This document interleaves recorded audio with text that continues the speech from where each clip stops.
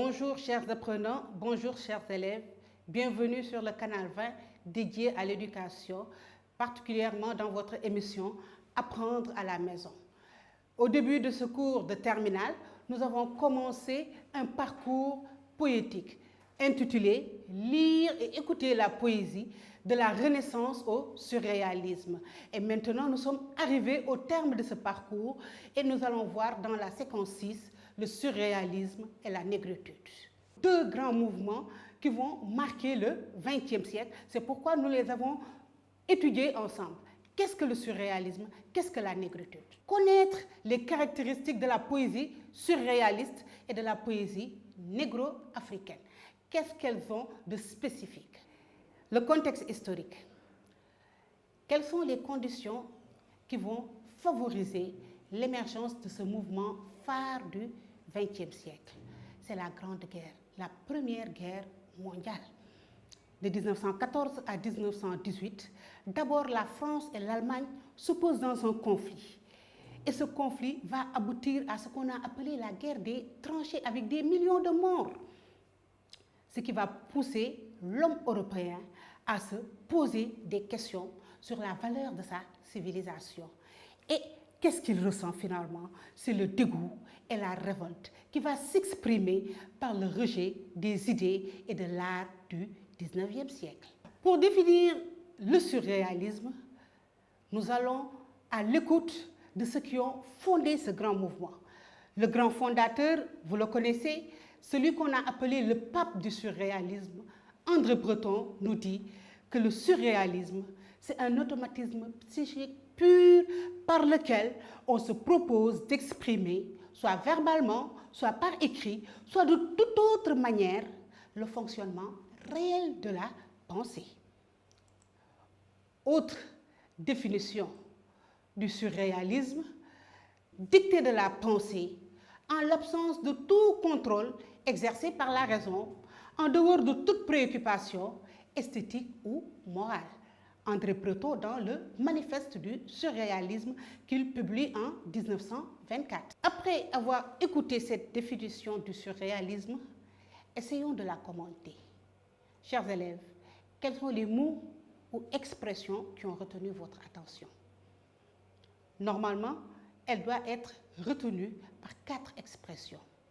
La première, c'est au moment où Breton nous dit « automatisme psychique pur et dicté de la pensée ». À quoi fait-il allusion? À l'écriture automatique. Deuxième expression, il nous dit soit verbalement, soit par écrit, soit de toute autre manière. Qu'est-ce à dire? Qu'il y a plusieurs formes qui peuvent permettre de véhiculer ces messages-là. Et nous avons les exemples avec le calligramme et le système du collage. Autre expression, il nous dit fonctionnement réel de la pensée. À quoi cela fait-il signe? À l'exploration de l'inconscient, cet état d'hypnose, de rêve pour arriver à la poésie pure. Et finalement, il nous dit en dehors de toute préoccupation esthétique ou morale. On vous a dit que le surréalisme, plus qu'un mouvement, c'est une révolution. C'est un mouvement qui est iconoclaste, qui rejette toutes les traditions. Et donc, mépris pour la censure et le refus des règles d'écriture qui sont héritées du XIXe siècle. Et maintenant, la définition par les dictionnaires. Que nous dit le Robert? Que le surréalisme, c'est une révolution de la poésie par l'exploration du subconscient et la conquête d'un nouveau langage, reconnaissant dans le rêve et l'écriture automatique les plus sûrs moyens d'accès à un surréel libéré de toute logique causale et par là même riche d'une véritable poésie et d'un humour insolite. Nous avons la définition de l'encyclopédie philosophique, toujours qui revient sur cette association inattendue, insolite, pour ruiner définitivement, dit-il, tous les autres mécanismes psychiques et se substituer à eux dans la résolution des principaux problèmes de la vie. L'encyclopédie Hachette est à peu près sur la même lancée. Le rejet systématique de toutes les constructions logiques de l'esprit. Donc, ce qu'ils cherchent chaque fois, c'est minimiser l'intervention de la raison pour libérer le génie créateur du poète. Finalement, nous pouvons retenir, chers élèves, que le surréalisme, qu'est-ce que c'est? C'est un mouvement littéraire et artistique du XXe siècle qui se réclame de procédés de création et d'expression utilisant des forces psychiques. C'est comme l'automatisme, le rêve, l'inconscient, et libéré du contrôle de la raison, de la morale et des règles imposées. Donc, rejet de tout ce qui est contrainte idéologique, esthétique. Quels sont les principes du surréalisme? Si nous suivons les fondateurs du mouvement, comme André Breton, Paul Éluard, Louis Aragon et Philippe Soupeau, que prône le surréalisme. Le surréalisme prône le rejet du langage conventionnel, de la logique et de la rationalité. Il prône aussi le refus de la morale qui limite la créativité et empêche la libération totale de l'esprit. Il prône enfin la révolte contre les règles esthétiques qui entravent l'originalité et le génie créateur. Quelles sont les grandes figures du surréalisme? Dès le début, je vous avais annoncé le pape du surréalisme. C'est lui qui écrit le manifeste qui va fonder cette révolution-là. C'est André Breton. 1896-1966. Avec Philippe Soupeau, il publie les chants magnétiques où ils appliquent de la façon la plus précise l'écriture automatique en suivant les recherches psychanalytiques sur l'inconscient qui avaient été menées par le psychanalyste Sigmund Freud. Autre figure, c'est Paul Éluard. Paul Éluard, qui est Paul Éluard? Poète, après avoir adhéré un temps au dadaïsme, devient une figure majeure du surréalisme. Le dadaïsme, on va y revenir, est un ancêtre direct du surréalisme. Beaucoup d'auteurs surréalistes ont d'abord appartenu au dadaïsme, ce mouvement nihiliste qui nie tout au début du siècle parce qu'ils sont dégoûtés par les horreurs de la Première Guerre mondiale. L'œuvre majeure de Paul Éluard, c'est Capitale de la douleur, qui est publiée en 1926 et qui est composé de poèmes en vers libre et en prose. Regardez bien, on vous dit vers libre et prose. Donc le rejet de la poétique traditionnelle, il ne veut plus écrire avec des poésies en forme fixe, il rejette aussi le vers régulier. Et quels sont les thèmes? C'est l'amour et la célébration de la femme. Souvenez-vous, la courbe des cieux. Autre figure encore, Louis Aragon. Qui est Aragon? On nous dit que donc c'est un poète et romancier qui participe lui aussi au mouvement dadaïste. Donc vous voyez la parenté, j'allais dire génétique, qu'il y a entre le mouvement dada et le mouvement surréaliste. Et donc il écrit un nombre important de recueils, mais c'est lui qu'on a appelé le fou d'Elsa. Elsa Triolet, sa compagne, qui a inspiré son œuvre majeure d'ailleurs, Les yeux d'Elsa, qu'il publie en 1942. Quelles sont les influences qui vont permettre au surréalisme d'être le mouvement qu'il a été? On peut relever une première influence avec le courant littéraire du symbolisme. Souvenez-vous, on l'a déjà vu, je pense, c'est le cours, la séquence 5, celle qui vient juste avant cette série, qui est consacrée au symbolisme et au Parnasse. Et vous vous souvenez des grands poètes symbolistes, Lautréamont, Rimbaud, Verlaine, Baudelaire. Donc, les dadaïstes et les surréalistes vont puiser à la fontaine des symbolistes pour produire leurs œuvres. Quel est le poète qui les a le plus marqués? c'est certainement Arthur Rimbaud qui dit qu'il faut être voyant, se faire voyant par un long, immense et raisonné dérèglement de tous les sens. Que veut nous dire Arthur Rimbaud ici? C'est quoi être voyant, se faire voyant? C'est-à-dire voir ce qui n'est pas encore, ce qui va arriver, ce qu'on ne voit pas à l'œil nu, ce qu'on n'entend pas, ce qu'on ne peut pas déceler d'un premier abord. Donc, Arthur Rimbaud qui penche pour un poète visionnaire d'un certain moment. Souvenez-vous, il dit que le poète est un voleur de feu. Et le long, immense et raisonné dérèglement. Regardez les contrastes qu'il y a. Raisonné et dérèglement. Comment un dérèglement peut être raisonné. Donc, pour montrer que c'est une tâche qui va être ardue, mais qui va amener à cette création poétique extraordinaire. Un état de libération totale de l'esprit, et c'est ce qui va conduire à de nouvelles formes poétiques. Quelles sont les influences du surréalisme après le symbolisme? C'est certainement le mouvement Dada. C'est quoi le mouvement Dada?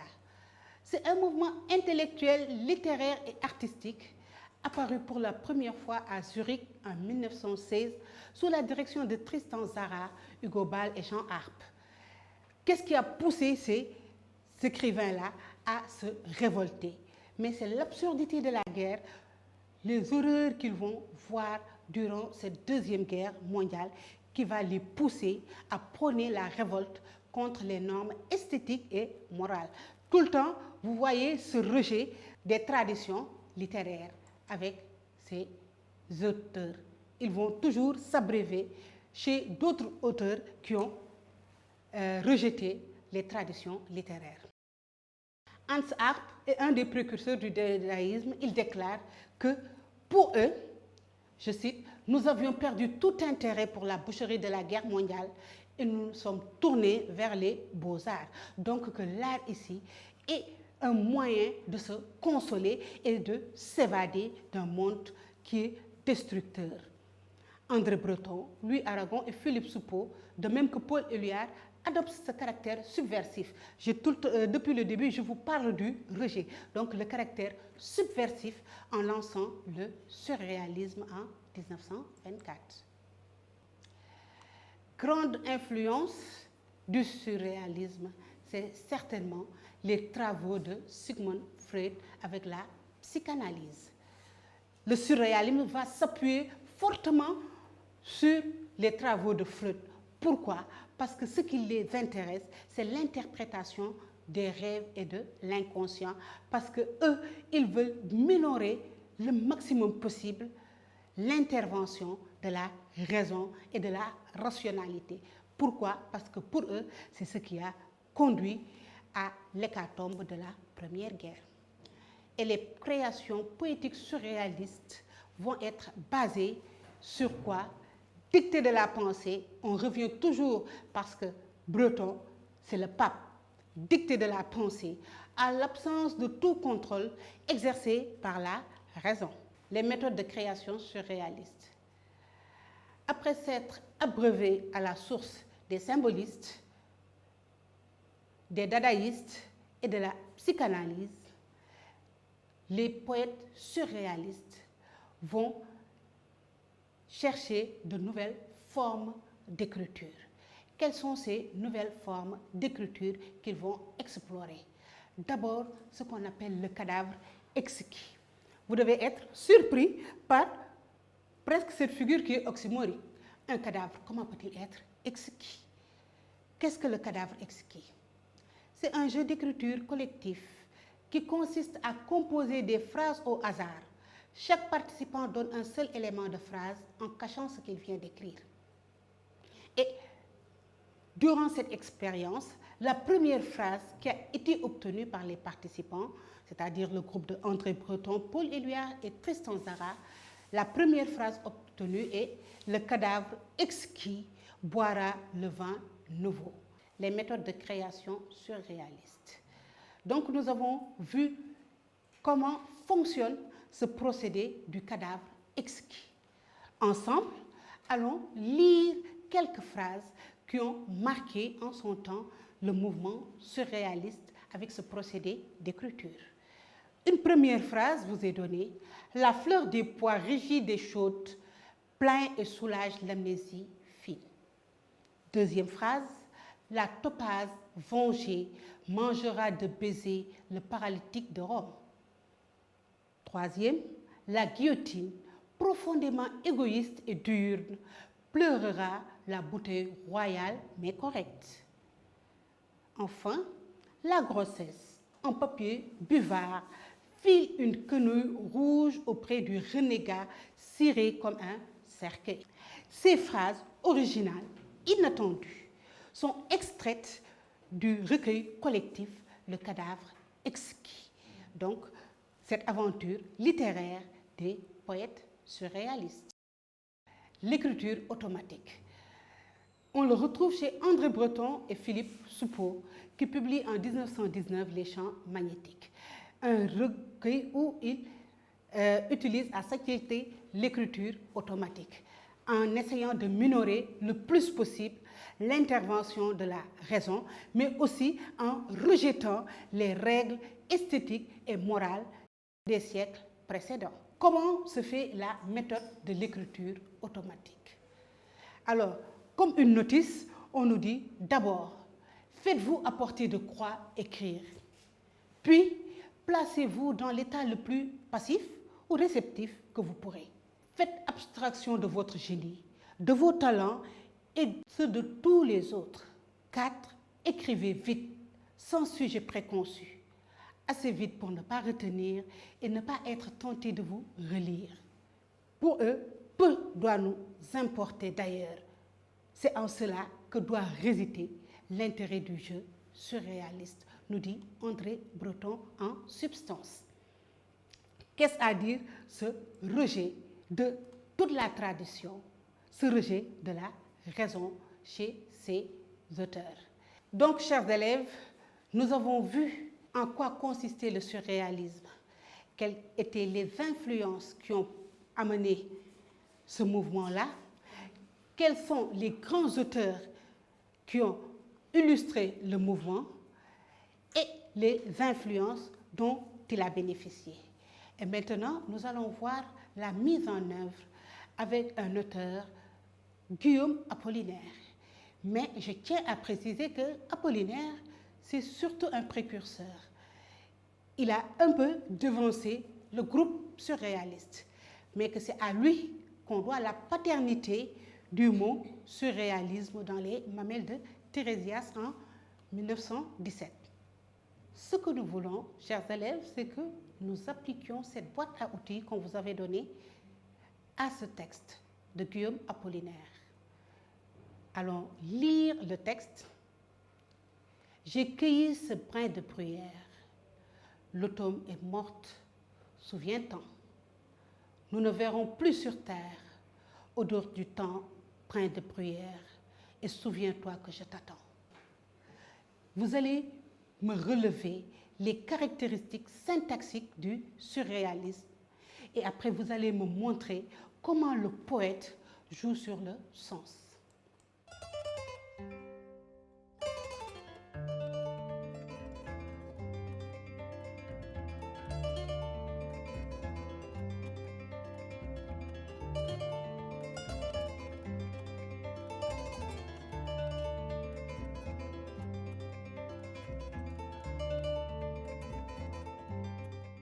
Maintenant, nous allons corriger.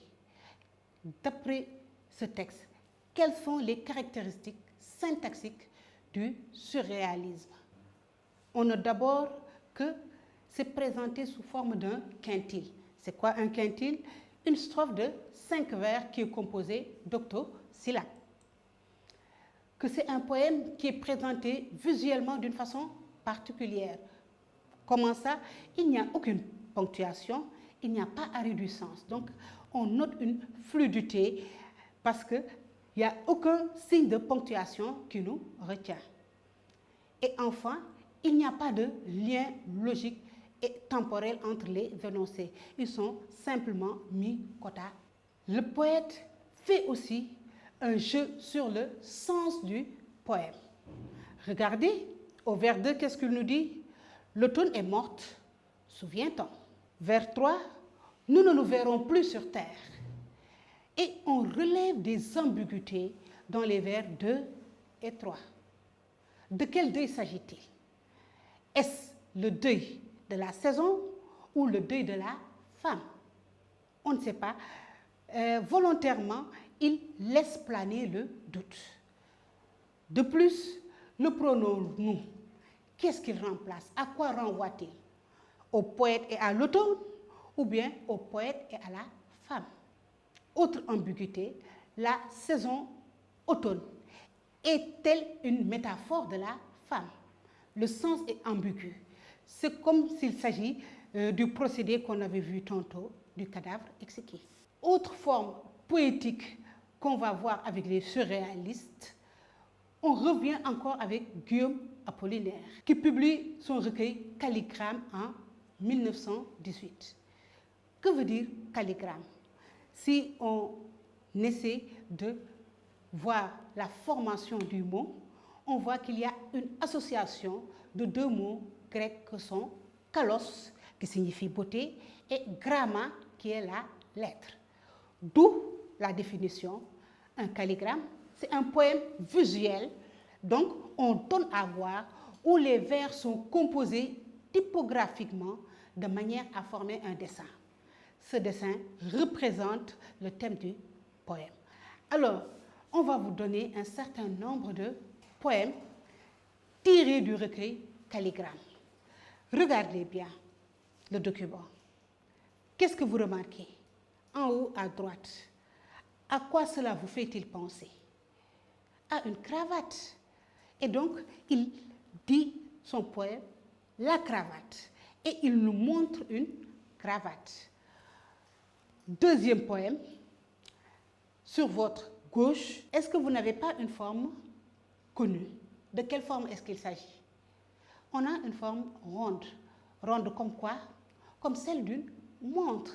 Et là aussi, on va voir qu'est-ce qu'il va dire dans ces poèmes-là.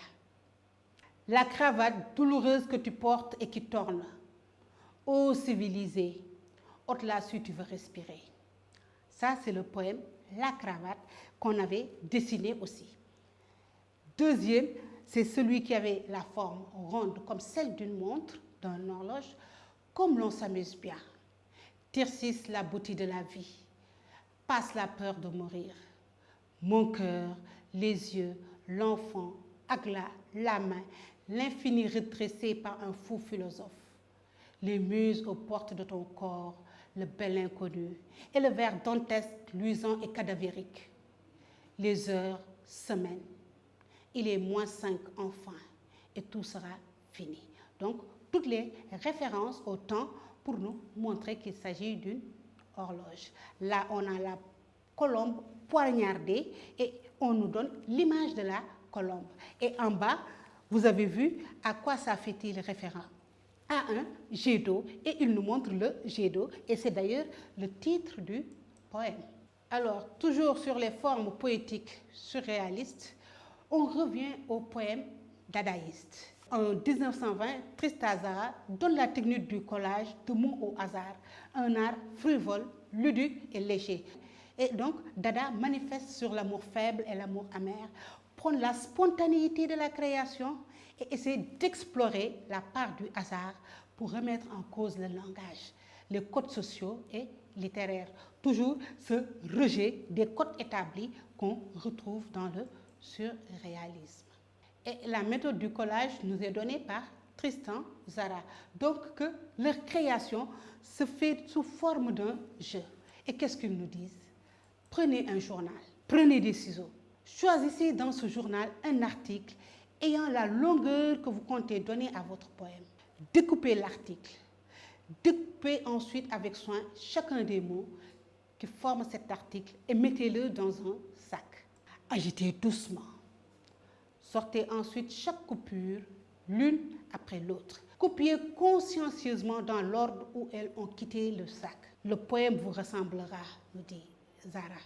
Et vous voilà un écrivain infiniment original et d'une sensibilité charmante encore qu'incomprise du vulgaire. Autre forme poétique surréaliste, ce sera le poème en prose, rejet de la versification traditionnelle. Avec le poème en prose, les surréalistes se libèrent des contraintes formelles pour traduire la fluidité de la pensée. On nous avait dit, ou plutôt André Breton nous avait dit, en l'absence de tout contrôle. Et Charles Baudelaire l'avait préconisé un siècle avant. Quel est celui de nous qui n'a pas rêvé le miracle d'une prose poétique, sans rime pour s'adapter aux ondulations de la rêverie, aux soubresauts de la conscience? Donc, que ce qu'il avait rêvé, les surréalistes vont le mettre en œuvre. Quels sont les thèmes de prédilection de la poésie surréaliste? Je vous avais dit un mouvement révolutionnaire, la révolte et la révolution. Qu'est-ce qu'il prône? L'esprit de révolte, la subversion. Que nous dit Antonin Artaud? Nous sommes bien décidés à faire une révolution. Nous avons accolé le mot surréalisme au mot de révolution. À chacun des tournants de sa pensée, la société nous retrouvera. Nous sommes des spécialistes de la révolte. Donc nous voyons qu'ils ont un problème avec leur société et ils veulent remettre en cause tous les fondements de cette société. Alors, toujours cette révolte et cette révolution, le 14 juillet 1943, une vingtaine de surréalistes engagés dans la résistance, dont Louis Aragon, Desnos et Pierre Segers, vont publier une anthologie de 42 poèmes sous le titre « L'honneur des poètes ». Et une phrase qui va retenir l'attention, celle de Paul Éluard, c'est vers l'action que les poètes à la vue immense sont un jour ou l'autre entraînés. Donc, cet engagement que vous allez voir chez les poètes surréalistes, des résistants qui vont s'engager durant la Seconde Guerre. On voit que Paul Éluard participe à la résistance pendant l'occupation allemande. Desnos est un résistant qui est arrêté par la Gestapo et qui meurt en déportation. Sur un ton à la fois lyrique et déterminé, Paul Éluard évoque la détresse physique, morale et psychologique de Paris sous l'occupation allemande. Nous voyons donc qu'ils ont vécu au plus profond d'eux-mêmes cette occupation allemande de la France lors de la Deuxième Guerre mondiale. Et pour se donner du courage et donner ce courage-là à ses lecteurs, Éluard nous dit « Paris a froid, Paris a faim, Paris ne mange plus de marrons dans la rue, Paris a mis de vieux vêtements de veille, Paris dort tout debout, sans air dans le métro. Plus de malheur encore est imposé aux pauvres, de ces travailleurs affamés. Ne crie pas au secours, Paris. » Paul Éluard au rendez-vous allemand en 1944, donc vers la fin de la guerre. Desnos nous dit à peu près la même chose dans ce cœur qui haïssait la guerre, tiré de L'honneur des poètes, publié en 1943. Ce cœur qui haïssait la guerre, voilà qu'il bat pour le combat et la bataille. Ce cœur qui ne battait qu'au rythme des marées, à celui des saisons, à celui des heures du jour et de la nuit, voilà qu'il se gonfle et qu'il envoie dans les veines un sang brûlant de salpêtre et de haine.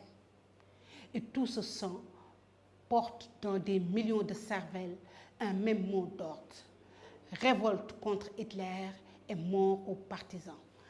Nous voyons donc l'engagement de cet auteur qui a pris fait et cause pour la France et contre l'Allemagne hitlérienne qui a occupé son pays. Donc, on peut apprécier son nationalisme. Autre thème développé par les auteurs surréalistes, l'amour et la poésie. Chez ces surréalistes, ils ont beau avoir le désir de rejeter tout ce qui est héritage, mais ils reprennent à leur compte les thèmes lyriques universels, l'amour, la femme. Et pour eux, la femme, c'est une muse qui offre au poète un refuge contre les atrocités, l'absurdité et la barbarie du monde. Et que nous dit Éluard à propos d'Agala, une étoile nommée Azur et dont la forme est terrestre. Cette jeune femme aux yeux bleus et à la chevelure orange, très physionomique qui le charme et lui font écrire ce vers devenu célèbre, la terre est bleue comme une orange. Il fait l'éloge des yeux et du regard qui laisse apparaître l'amour. Les yeux de la femme interagissent avec le cœur du poète. Lisons ce très beau poème de Paul Éluard. La courbe de tes yeux fait le tour de mon cœur, un rond de danse et de douceur. Le monde entier dépend de tes yeux purs et tout mon sang coule dans leur regard. Donc nous voyons que le poète ne peut exister que parce que la femme le voit. En dehors du regard de la femme, le poète n'existe pas, il ne se sent pas exister. C'est les yeux de la femme qui donnent sens et signification à sa vie. Dans le poème, je le sais bien, Paul Éluard évoque sa souffrance quand Gala le quitte pour le peintre Salvador Dali. Le désespoir n'a pas d'aile, l'amour non plus. Pas de visage, ne parle pas, je ne bouge pas, je ne les regarde pas, je ne leur parle pas, mais je suis bien aussi vivant que mon amour et que mon désespoir. Donc la force de la détresse qui habite Éluard quand sa muse Gala le quitte pour un autre artiste, en l'occurrence le peintre Salvador Dali. Nous sommes arrivés au terme de ce cours sur le surréalisme, mais nous n'en avons pas encore terminé avec le XXe siècle. Donc je vous donne rendez-vous très prochainement pour la suite, c'est-à-dire le cours sur la négritude. Je vous remercie.